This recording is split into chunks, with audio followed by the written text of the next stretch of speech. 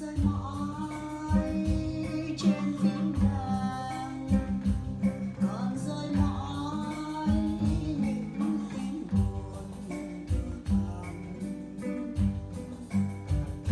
Đã lâu rồi nụ cười vắng trên môi,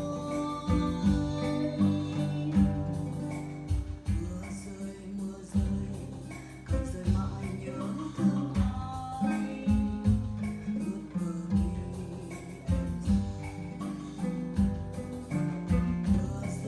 mưa rơi còn là mưa mãi trong đời.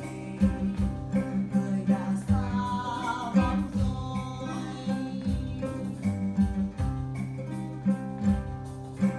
con tim cô đơn cùng ngập những câu thề. Một chiều mưa trôi đi bao nhiêu kỷ niệm xưa mãi tôn thờ. Một mình con ước mơ